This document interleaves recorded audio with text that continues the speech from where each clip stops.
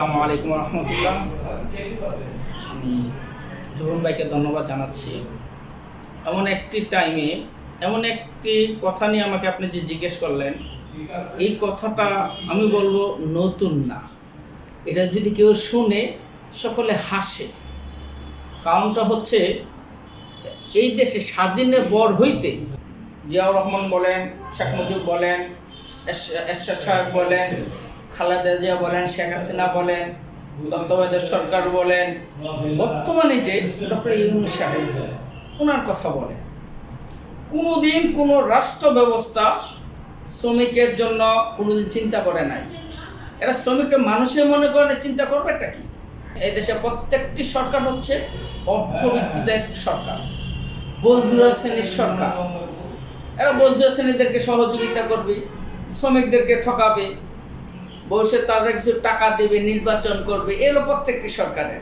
তো আমাদের সবচেয়ে বড় একটা কাঙ্ক্ষিত একটি আশা ছিল, সে আশাটা হচ্ছে বর্তমান যে আমাদের যে আপনার কেয়ারটেকার সরকার বলেন, ইউনূস সাহেব, যে অন্তত পক্ষে শ্রমিকদের জন্য কিছু একটা করবেন। যখন আপনার 5ই আগস্টে দেখেন, এর আগে তা আন্দোলন সংগ্রাম করতেছে, যখন ছাত্র সব জায়গায় মেরে খাচ্ছে, তখন ছাত্র আহ্বান জানিয়েছিল শ্রমিক ভাই বোনদেরকে, আপনার সাধারণ জনগণকে, মেহনতি মানুষদেরকে, এরাই আহ্বান জানিয়েছে, ভাই আমাদের পাশে আসেন। আপনি যদি দেখেন 5ই আগস্টে সর্বপ্রথম যদি কোনো গণজোয়ার উঠে থাকে, শ্রমজীবী মানুষ উঠে গেছে। এই ছাত্ররা শ্রমিকদের সাথে গাদ্দারি করবে, যে ছাত্ররা শ্রমিকদের পাশে দাঁড়াবে, যে শ্রমিকরা ছাত্রদের ডাকে, রাস্তা দেখলাম ভরপুর, সর্বপ্রথম এই কারফিউ ভেঙে একমাত্র দল উঠে এসে ছাত্ররা কি করলো? আপনি দেখেন, এত কিছু হইলো, কোন একটি শ্রমিক প্রতিনিধিকে তারা ডাকার মনে করে নাই। এই গাদ্দারদেরকে কি আশা করা যায়? আর ইউনূস সরকার তো আমরা কি আশাটা করবো বলেন? এবার বাজেট আলোচনা কোনো কিছু নেই শ্রমিকদের জন্য এখানে।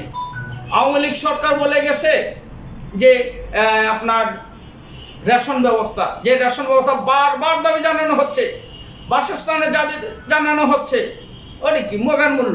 আওয়ামী লীগ সরকার শ্রমিকদেরকে লামসাম দিয়ে দিল, হইলে হোক না হইলে নাই, বেতন তোমরা খায়া মরো, না খায়া মরো, দিয়ে দিল, রেশন ব্যবস্থা করে দিবি।